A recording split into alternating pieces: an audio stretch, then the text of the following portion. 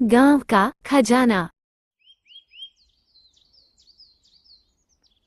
सूरज की पहली किरणें धरती को सुनहरी रंग में रंग रही थीं।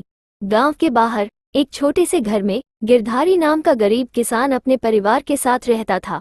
उसकी पत्नी निर्मला और दो छोटे बच्चे रीता और रोहन उसके जीवन का आधार थे। गिरधारी की झोपड़ी बहुत साधारण थी और उसके पास खेती के लिए बहुत कम साधन थे।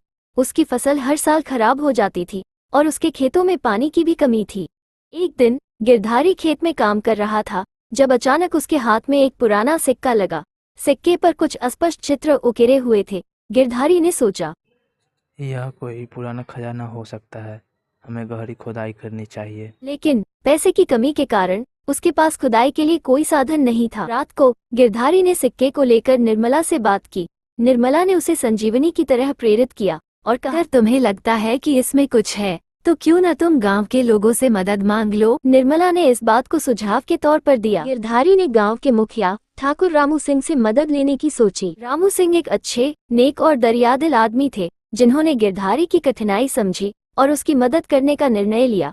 उन्होंने गिरधारी को खेत की खुदाई के लिए आवश्यक साधन और मजदूर प्रदान किए। खुदाई शुरू हुई, लेकिन कई दिन बीत गए और कोई खास चीज नहीं मिली। गिरधारी और गांव वाले हिम्मत नहीं हार रहे थे, लेकिन उनके चेहरे पर निराशा की छाया साफ देखी जा सकती थी। फिर एक दिन खुदाई करते वक्त एक अजीब आवाज सुना। मजदूरों ने देखा कि एक पुराना बक्सा बाहर आ रहा है। गिरधारी का दिल तेजी से धड़कने लगा। बक्सा खुलते ही सभी की आंखें चौंधिया गई। बक्से में बहुत सारे सोने के सिक्के और कीमती आभूषण थे।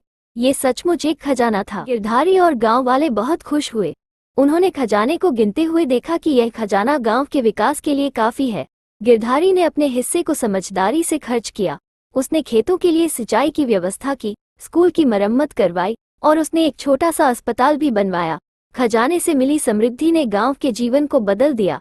अब हर घर में खुशहाली थी और गिरधारी का परिवार भी सुख सुविधाओं में जीने लगा। गिरधारी ने कभी नहीं भुलाया कि यह सब गांववासियों की मदद और उसकी मेहनत का परिणाम था।